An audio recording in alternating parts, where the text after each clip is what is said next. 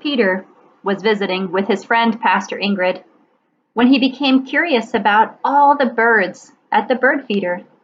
There were so many birds of so many different colors. Peter thought about how amazing God's imagination is to have created birds in all the colors of the rainbow. Pastor told Peter to be careful though, because sometimes other kinds of bears come to the bird feeder. She had seen one just the other day. It was a bear who was a lot bigger than Peter. Peter laughed as he watched a squirrel eating a piece of toast.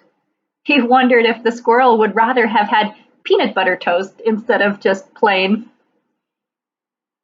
These birds had just started to come back to the feeder from being farther south for the winter, where it's warmer. The yellow bird is called a goldfinch, and the blue one is called an indigo bunting. Do you know what this blue bird is called? Birds with blue feathers are very special. Instead of their feathers really being blue, like paper's blue when you color it with a blue marker, blue birds and blue butterflies are blue because of the way their feathers or their butterfly wing scales reflect light, kind of like a crystal prism that reflects just blue light. It's amazing. This red bird is the state bird of Virginia. Do you know what it's called? If you said a cardinal, you are right. This is Mrs. Cardinal. She is really beautiful too.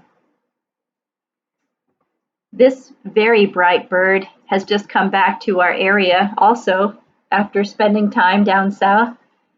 This bird is called a rose-breasted grosbeak. Here's another black, white, and red bird. Do you know what its name is? You've probably seen one on a tree. Peter is amazed that birds live in so many different places, from lakes and rivers, to the beach and ocean, to the deserts. Many people and bears think of birds as reminders of God's love. What do you think?